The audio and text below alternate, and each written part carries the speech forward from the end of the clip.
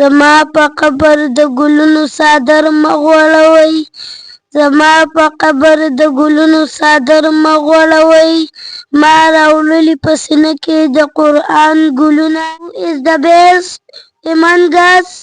If I pose this question to the audience, I will surely get different answer.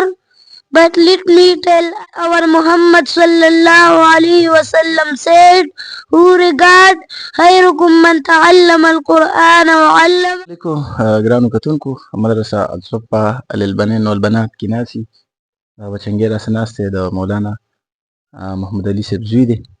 محمد سعد تقریر کړو جی د دې چې کوم پروګرام سالانه د ستربندي هغه کې ډېر کوله تقریر کړو تاسو به کتلې ومه هغه والی سره دنه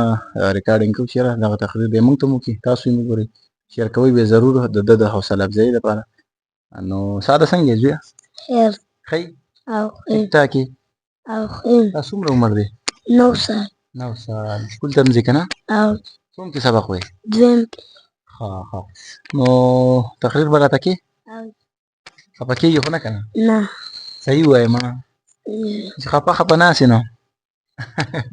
ښه زه بسم الله که کیمرې ته چې دغه کتونکي هم ته وګوري خوښ دې کې زه بسم الله نحمده ونصلي على رسوله الكريم أما بعد فأعوذ بالله من الشيطان الرجيم بسم الله الرحمن الرحيم زما په قبر د ګلونو څادر مه غوړوئ زما په قبر د ګلونو څادر مه غوړوئ ما راوړلي په سینه کې د قرآن ګلونه تر څو چې ترجمان نه وي قرآن د کتابونو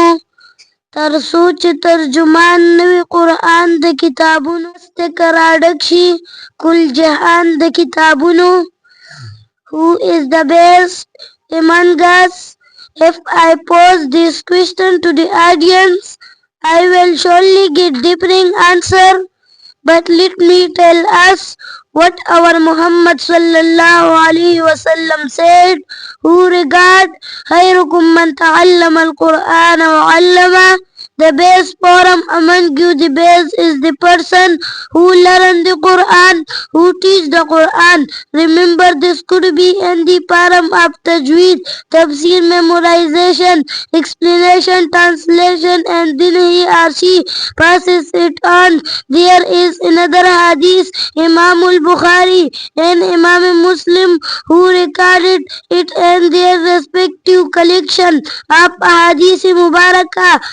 الماهر بالقرآن مع السفرة الكرام البررة. A person who recites the Quran beautifully, smoothing and peacefully will be in the company of noble abundance angel. I want to congratulate them for encouraging these kids to be Hafiz Quran. You who invite your kids towards guidance of Quran. The Muhammad sallallahu alaihi wasallam said, whoever invite to guidance will receive the reward like the reward of those who follow him, and it will not diminish from their reward. Man, whatever the portion of Quran your child reads and memorize will get an equal share. What is the sawab of reciting of Quran according to Hadith? 10 nikis will be given for one letter in Quran. If someone alif lam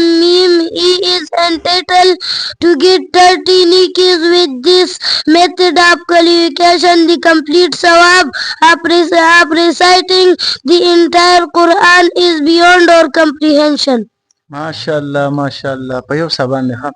دا د لیکل لیکلو ترو او یاد کړی د څومره وخت کې 2 میاشتې 2 میاشتې کې ماشاءالله دا تاسو کاپۍ کې په پیج کې شته لیکلي تا په خپل لیکلي کنه هغه چې کوم لیکلو دي هغه لیکلي خاصو پیج نیولې یو د دوه دي دو پیجه ماشاءالله 2 ټکي انګلیش هم نشو یادولې والله په دې عمر کې دا ماشوم دی ذهن تیز دی هغه شان ټول بچیان چې څومره زموږ استاد کورونو کې دي په دې عمر کې دوی مثال لشنې لختې دي چې کم سیټ ته تاوي